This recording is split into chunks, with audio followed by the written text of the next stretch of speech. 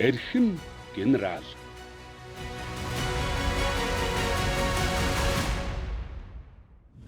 Монгол улсад цэргийн дээд цол генерал цол олгож эхэлсний 81 жилийн хувьд тохиолдуулж нийт алтан мөрдөст генералуудаа тэдний гэр бүл, үр хүүхэд бүгдэнд нь баярын мэндийг хүргэн юуны өмнө мэдчилье. Цэвэг мэдийн амгалан баяр бригадын генерал Гавьят Хуйлч 1967-оос 1977 он ерөнхий боловсролын сургууль, 1977-оос 1978 он нийгмийг аюулаас хамгаалах яамны цэргийн тусгай дунд сургууль, 1978-аас 1982 он Зөвлөлт холбоот улсын Волгоград хотын мөрдөн байцаагчийн дээд сургууль, 1998-аас 2000 он Оросын холбооны улсын дотоод явдлын яамны удирдлагын академи. За миний би анх 10 жилийн сургуулаа төгсөөд улсын шалгалтаа төгсөлтийн улсын шалгалтаа өгчхөөд тэгээд Герман тэр үед бүгд найрамдах ардчилсан Герман улсад сургуульд явах хуваараа авчгаад их сургуулийн герман хэлний бэлтгэлд ороод байж явтал нийгмийн аюулаас хамгаалах газраас надыг дуудсан. Тэгээ яваад очисон чинь бид нар чамааг одоо судалж байсан юм аа. Чамааг нийгмийн аюулаас хамгаалах яамны системийн байгууллагад ажиллуулах хар бид нар судалж байсан. Одоо бид нар чамааг Зөвлөлт холбоот улсын дотоод явдлын яамны сургуульд явуулахаар одоо ингэж шийдэд байгаа. Эсэлтийнхаа шалгалтыг өг. Хэрв тэнцэх юм бол одоо 1 жил цэргийн алба хаалгаад тэгээ сургуульд одоо явуулнаа гэсэн одоо ийм зүйлийг ярьсан. Тэр үед чинь ер нь нийгмийн аюулаас хамгаалах яамны системд за цагдаагийн байгууллага, засан хүмүүжүүлэх байгууллага, хэлийн цэрэг гэдэг одоо энэ байгууллагуудад хүн авч ажилуулахдаа бол судалгааг маш их сайн өндөр түвшинд хийдэг байсан юм байна лээ. Тэрийг бол бид нар өөрсдөө бол мэдэхгүй шүү дээ. Ингээд судалгаа хийгдэж байд, чамааг судалж гин гэдгийг мэдэхгүй. Тэгээд сургуулаа төгсгөөр одоо ингээд хурж ирээл уулзаал одоо өөрөг даалгавар одоо ингээд өгдөг. Тэгээд ингээд ирсэн. Тэм учраас бол ер нь тэгж судлагдаж сургууль төгсөж одоо явсан улсуудаас бол маш их олон хүмүүс бол энэ цагдаа, хэлийн цэрэг, онцгой байдал, шүүхийн шийдвэр гүйцэх байгууллагын удирдлах бүрэлдэхүүнд ажилласан одоо жинхэнэ одоо удирдах ажилтнуудыг бэлддэг одоо тийм сургуулиудад сургасан явсан сургууль маань бол Зөвлөлт холбоот улсад ердөө ганцхан байдаг. Мэргэжлийн мөрдөн байцаагч, мэргэжлийн шинжээч, криминалист шинжээч нарыг бэлддэг одоо ийм сургууль байсан. 4 жил суралцаад хурж ирээд улсын мөрдөн байцаах газрын 2 дугаар хилцэс буюу чухал хэргийн хилцэст мөрдөн байцаагчаар бол томилогдож ажлынхаа гарааг бол эхэлсэн байгаа. 1982-оос 1988 он улсын цагдаа сэргийлэх ерөнхий газарт мөрдөн байцаагч, ахлах мөрдөн байцаагч, 1988-аас 1994 онд нийгмийг аюулаас хамгаалах яамны цэргийн дээд сургуулийн багш, эрдэм шинжилгээ судалгааны ажилтан, ахлах багш, 1994-өөс 1996 онд цагдаагийн ерөнхий газрын тамгын газрын ахлах байцаагч, 1996-аас 1998 он цагдаагийн ерөнхий газрын тамгын газрын дарга. За ингээд ажиллаад байж явтал нэг өдөр улсын цагдаа сэргийлэх ерөнхий газрын дарга хушууч генерал, бүд архичаа генерал өрөөндөө дуудаж яана гэдэг. Тэгээ өрөөнд нь яваад орсон чинь манай мөрдөн байцаах газрын дарга давааны хурандаа хоёр сууж байна. За тэгээд за залуу минь чамааг цэргийн дээд сургуульд багшаар томилохоор бид нар шийдээд байна. Одоо мэрэгжлийн одоо ажлыг нь чи тодорхой хугацаанд хийчлээ. ажил албаны тодорхой туршлагатай болчлоо. Онлын мэдлэг байна. Одоо бид нар цагдаагийн байгууллагад мэрэгжлийн мөрдөн байцаагч нар, мэрэгжлийн хуульч нар нэн чухал, өндөр мэрэгжлийн хуульч нар нэн чухал хэрэгтэй байна. Тийм учраас одоо чамайг тийш нь явж ажиллуулахаар шийдлээ, чамайг чадна гэж үзэж байна. Тэгээд биш одоо өвгүүч гэж хэлж чадсангүй, зааж гэж хэлж чадсангүй байтал за явж маргааш сургууль руугаа очиад ажилдаа ороороо гэдэг бүд аригчааг нараа хэлээл. Тэгээд л одоо мэдлэг үүсдэхий. Тэгэл цагдаагийн дээд сургууль руу, цэргийн дээд сургууль, тэр үеийн цэргийн дээд сургууль гэжсэн цэргийн дээд сургууль руу маргааш нь очисон. Хуулийн тусгай тэнхэм гэж байсан. Тэр үед хуулийн тусгай тэнхэм эрүүгийн байцаан шийдэх хэрэгцүүн багшаар ажилласан. За эрүүгийн байцаан шийдэх хэрэгцүүн багш гэдэг маань бол мөрдөн байцаагч хэрхэн яаж процессын үйл ажиллагаа явуулах, хүнийг яаж байцаах уу, гэмт хэргийн газрын үйлчлэг яаж хийх үү, нүүрэлдэвлэн байцаалтыг яаж хийх үү гэх мэтлэн одоо энэ процессыг үйл ажиллагааг заадаг одоо ийм мэрэгжлийн багшаар томилогдоод одоо ингэж ажилласан байгаа. Цэвэг мэдийн Амгалан баяр бригадын генерал Гавьят хуульч. Ер нь би өөрийгөө бол маш их азтай хүн гэж боддгийг. Яагаад гэвэл надад дандаа маш их сайн хамт олон, сайн удирдлага бол надад бол таарч ирсэн. Тийм учраас миний ажил алба болвол сайн явж ирсэн гэж одоо нэгдүгürt нь боддог. Сайн удирдлага таарч ирсэн. Надыг анх мөрдөн байцаагч болоод томилогдоод одоо мөрдөн байцаах албаны талаар практик ямар ч мэдлэггүй аагүй одоо орж ирж яхад манай хэлцийн дарга дэд турандаа содон бэлгэж хүн байлаа. За дараа нь Монгол улсын Гавьят хуульч Бадам Дэрж гэж хүн одоо байсан. За манай мөрдөн байцаах газрын даргаар Хурандаа Жандсан, Давааням гэсэн улсууд одоо байж одоо надад Дорж Холом гээд одоо энэ улсууд байж надад мөрдөн байцаах албаны одоо аав үсгийг зааж байлаа. Шин залуу хүүхэд болохоор хүнээ дутуу байцаачаад хүрээд ирнэ. Тэгээ хэрэгтэй юм танилцчаад үзчихэд тэгээд чи ингэж дутуу байцаасан байна гэж одоо зэмлэж загналгүйгээр за чи энийг арай дутуу хийчихсэн юм шиг байна шүү. Чи дахиж яваад одоо нэг энэ хүнтэйгээ уулзаад нэмж байцаалтаа гүйцээгээд ингээд хүрээ дээр ингэж байцаадгийн хүнийг хэргийн газрыг ингэж хийдэм гээл одоо ингээд энэ сайхан хэлж ярьж исэн зүйлүүд маань бол надыг бас цаашдаа өнөөгийн одоо энэ төвшөнд хүрч тодорхой хэмжээний удирдах ажил хийх одоо ийм нөхцөлийг бол тавьж өгсөн гэж ингэж боддог. За тэгээд би сургуульд очиод сайхан хамт олонтой байсан. Тархаашин Хурандаа, Баатаржин Хурандаа, Батаяв Хурандаа гэдэг одоо энэ сайхан улсуудтайгаа би хамтарч ажиллаж байлаа.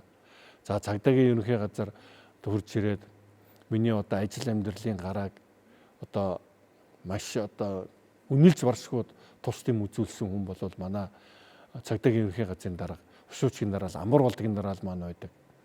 За тэгээ Сандаг Очир генерал. За онцгой байдалд байхад бол одоо манай байгууллагын эрхэлсэн сайд нь Монгол Улсын шадар сайд Ягумбын Инх болд гэдэг одоо мундаг хүн байсан.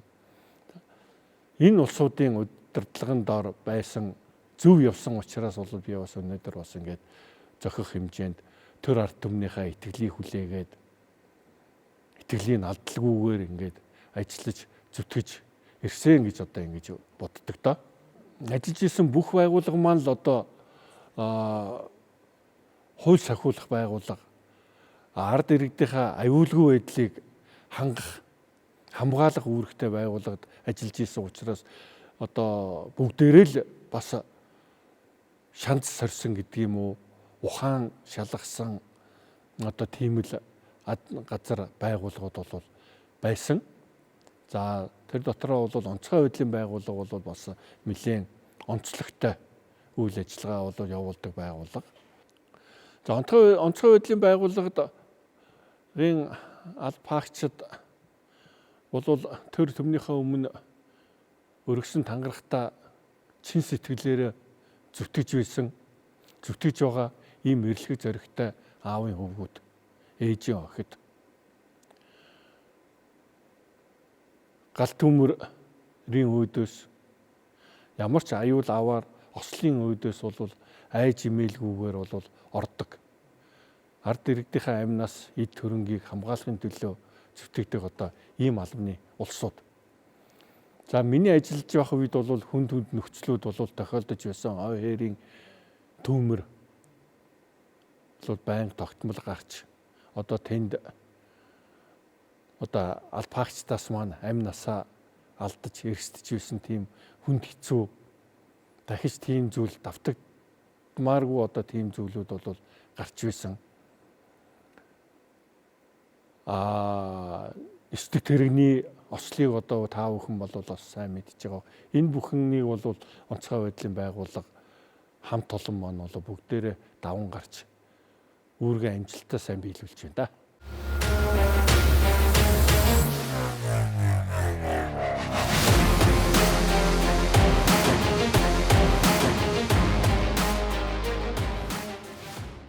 Аливаа улсын хөгжил дэвшлийг үнэлэхдээ хууль ёс хэрхэн яаж хэрэгжиж байна уу? Шударга ёс хүний эрхийг хэрхэн яаж дээдлж байна уу гэдгээр нь бол үнэлдэг. За шүүхийн шийдвэр гүйцэтгэх байгууллага шүүхийн шийдвэрийг хэрхэн яаж биелүүлж байна уу? Бүрэн дүүрэн биелүүлж чадаж байна уу? Эрх зүйн хариуцлагыг бүрэн дүүрэн хүлээлгэж хэрэгжүүлж чадаж байна уу? Эрүүгийн ял шийтгэлийг бүрэн дүүрэн эдлүүлж хэрэгжүүлж чадаж байна уу гэдгээр бол яг манай улсын эрх зүйн хөгжил, Монгол улсын одоо хүний эрхийг дээдлж байгаа шударга ёс хэрхэн яаж хэрэгжиж байна уу гэдгийг бол илэрхийлэх нэг гол үүргийг бол манай шүүхийн шийдвэр гүйцэтгэх байгууллага бол хэрэгжүүлж биелүүлж ажилладаг ийм байгууллага юм байна. Шүүхийн шийдвэр гүйцэтгэх байгууллага маань бол бусад төрийн цэргийн байгууллагуудаас бас нэлээд өөрмөц онцлогтой үйл ажиллагааг явуулдаг. 1921 онд ардын хувьсгал ялж төрийн цэргийн байгууллагууд анх эмхлэгдэн бий болж эхлэхэд одоо тэдний нэг нь болж Гяндан хороо гэдэг нэртэйгээр анх эхэлж байгуулагдчихсэн байгууллага. Байгуулагдсан цагаасаа бол 1920-оос 1940 оны хооронд бол Монгол улсын бүтээн байгуулалтанд бол биечлэн оролцсон. За энэ он жилүүд бол Монгол улсад барилгажилтын он жилүүд бол байсан. Энэ бол барилгын ажилд бол идэвхтэй оролцсон. За 40-оос 60 онд бол алт олборлох, ой мод бэлтгэх чиглэл рүү бол нэлээд одоо орсон. За замын ажил руу бол нэлээд орсон. За 60 оноос хойш бол тэгээд одоо барилгын ажил тийм ээ, бүтээн байгуулалт. За тэгээд зам засвар, за уул уурхай чиглэл рүү бол ингэж орж одоо улс орныхоо бүтээн байгуулалтанд гар бие оролцож одоо ингэж байсан.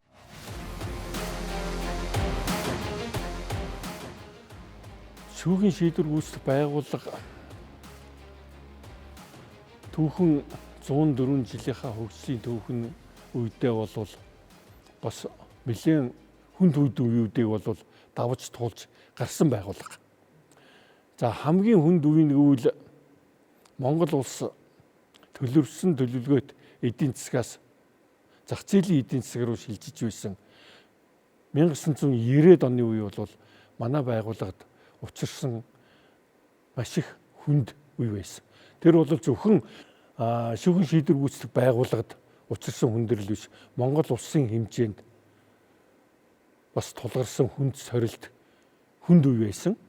Яагаад гэвэл санхүүжилт байхгүй. Ял идэлж байгаа хоригдлуудаа санхүүжилт байхгүй учраас хооллож чадахгүй болчихсон. За хоригдлуудын дунд бас сулдаал одоо бий болох тийм чих хандлага гарчихсан байсан. Мөн хөдөлмөрийн фронт байхгүй болчихсон. Ажил хөдөлмөр эрхлэх одоо тийм нөхцөлгүй болчихсон. Тийм хүнд үеийг бол бас элдв янзын онц ноцтой асуудал гаргалгүйгээр бол даван тулсан гарсан асуудал бол их гавьяатай үйл юм аа л гэж ингэж боддог. За энэ 104 жилийн түүхтэй байгууллагыг бол удирдах тодорхой хугацаанд удирдах одоо маш том нэр хүндтэй үүрэг даалгавар надад бол оногдсон баярлж явдаг. Гэмт хэрэг үүдсэн эдгээдийг нийгмээс тодорхой хугацаанд тусгаарлагдсан үед нь тэдгээрийг хамгаалж тэдгээрийг хөдөлмөрөөр хүмүүжүүлж ажил мэргэжилтэй болгож үүгээрээ дамжуулаад гэмт хэргийн улмаас учирсан хохирлыг нь барагдуулах энэ ажлыг хийдэг. За мөн хорхоос өөр төрлийн ял байна. Хорхоос өөр төрлийн ялыг бол бид нэр ер нь олон улсад хөгжилтэй улс орнуудад бол аль болохоор хүнийг гэмт хэрэг үйлдсэн хүнийг бол ял шийтгэл оноолгүй хорих ял шийтгэл өгөлгүйгээр одоо ялыг нийтлүүлэх одоо тийм чиглэл рүү бол явж байгаа. Тийм учраас бол бид нэр шүүхийн шийдвэр гүйцэтгэх байгууллагынхаа хуулинд бол нэмэлт өөрчлөлт оруулж хорхоос өөр төрлийн ялыг бол одоо бид нар оруулж ирсэн байгаа. За ингэснээрээ тухайн хүн маань бол яаж ийнү гэр бүлийнхаа хүрээнд хүмүүжих, ажиллаж хөдөлмөрлөх, нийгмээс тусгаарлагдахгүй байх. За ингэж ажиллаж хөдөлмөрлөхийнхаа хүчинд бол гэмт хэргийн улмаас учирсан хохирлоо нөхөн барагдуулахад бол илүү тусдаг хүнтэй болно. Дараагийн дугаарт нь бол улсын төсөвт бас нэлээд одоо тусдын болохоор одоо ийм арга хэмжээ болж ингэж явж байгаа юм. Ял идэлж байгаа хүмүүсүүдс маань хөдөлмөрөөс бас зарим нөхцөлд хойш суух гэх мэт бол ийм асуудлууд бол тулгарч гардаг байсан. За энийг нь бол бид нар тухайн үед нь соён гэгээрүүлэх ажиллаар тухайн ял идэлж байгаа хүмүүстэйгээ ярилцаж, соён гэгээрүүлж, ухуулж, тайлбарлаж өгч нэг талыг. Нөгөө талд нь Монгол улсын томоохон аж ахуйн нэгжүүдтэй удирдлагуудтай уулзаж тэдгээртнээс бол туслан дэмжлэг бол авч бол хөдөлмөрийн фронтыг бол бий болгож ирсэн. Тухайлах юм бол одоо энэ Баян зүрх дэх 409 дугаар хаалттай ангид бол бид нэр говь үйлдвэр, гоёо үйлдвэрийн нэхэмжлийн цехүүдийг бол шинээр байгуулж тэнд 300 хоригдлыг бол ажлын байртай болгож байлаа. За мужаан цехийг бол бий болгож ажилуулсан. За мөн одоо дотооддоо албаагчдынхаа хувцсыг одоо ойдог одоо бэлддэг одоо тийм болсон. За мөн одоо тэгээд ногоо тариалах, зүүн хараа, сэлэнгийн чиглэлийн хорих ангиудтай бид нар ногоо тарьж, за мөн хорих ангиудаа бол ногоо хүнсний ногоогоор бол хангах. За мөн ангиуд маань өөрсдөө мал аж ахуй эрхэлж өөрсдийн дотоодын хэрэгцээг, хүнсний хэрэгцээг хангах зэрэг ийм ажиллагаануудыг бол зохион байгуулж бол ирж ирсэн. Энэ үед бол бас тодорхой хэмжээний хүндрэл бэрхшээлүүд бол учирч байсныг бол бид бүхэн даван туулж гарч байсан л да. Цаг хугацаа маш их хурдан өнгөрч байна. Байгууллагын хөгжилч гэсэн тэрийгэ дагаад бас их өсрөнгөө хөгжиж байна. Одоо өнөөдөр 2025 онд үйл ажиллагаагаа явуулж байгаа шүүхийн шийдвэр гүйцэтгэх байгууллагыг миний удирдах байсан 2016 оны үетэй харьцуулах юм бол өдөр шөнө хоёр шиг болсон байна. Техник, тоног төхөөрөмжийн хангалт, боловсон хүчний хангалт гээд одоо нөхцөлүүд бол маш их сайн болсон байна. За албаагчдын нийгмийн асуудлуудаа бол одоо бид нар маш сайн шийдэж байна. Энэ бүхэн бол яаж ийм нөхлөөр тухайн албаагч албандаа хоёргүй сэтгэлээр зүтгэх одоо тэр нөхцөл болцоог бий болгож байна л гэсэн үг. Би түрүүн хэлсэн шүүхийн шийдвэр гүйцэтгэх байгууллагын албаагчид бол бусад төрийн цэргийн байгууллагуудаас гүйцэтгэж байгаа ажлаараа бол арай онцлогоо гэж. Тэр нь юу гэж нэг үйл гэмт хэрэг үйлдсэн улсуудтай бол одоо нүүр тулж ажилладаг. Тэм учраас шүүхийн шийдвэр гүйцэтгэх байгууллагын ажилтны сэтгэл зүй маш их тогтвортой байх хэрэгтэй. Сэтгэл зүй сайтай байх хэрэгтэй. аливаа юмд бол одоо няцдаггүй, шантардаггүй байх ёстой. Эр зоригтой байх ёстой. Хуулийг сахин биелүүлж, хуулийг дагуу үйл ажиллагаагаа явуулдаг байх ёстой юм байна. Ингэж вэж сая бол яг бид нар нөгөө эрх зүйт төрийг төлөвшүүлж тогтоох гээд байгаа, хүний эрхийг дээдлэх гээд байгаа тэр нийгмээ зохицлон бүтээхэд гар бие оролцож байна л гэсэн үг. 2000-аас 2006 он замын цагдаагийн газрын дарга, 2006-аас 2007 он цагдаагийн академийн захирал, 2007-оос 2012 он онцгой байдлын ерөнхий газрын дарга, 2013-аас 2016 он хөдөлмөрийн дээд сургуулийн захирал, 2016-аас 2019 он шүүхийн шийдвэр гүйцэтгэх ерөнхий газрын дарга. Цэвэг мэдийн Амгалан баяр, бригадын генерал Гавьят хуульч.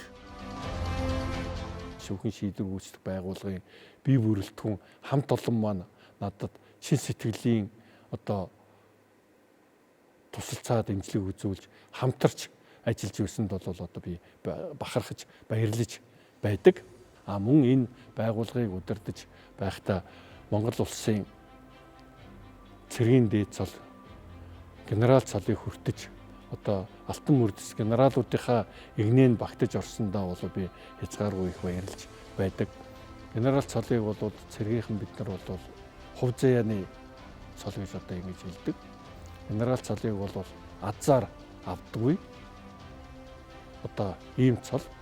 Тийм учраас бол генерал цолыг миний хувьд бол маш их эрхэмлэн хайрлаж, дээдлэж одоо ингэж байдаг. Манай төрийн цэргийн нийт байгууллагын аль багш нар ч гэсэн одоо тэгж байгаа гэж одоо би бодож байна.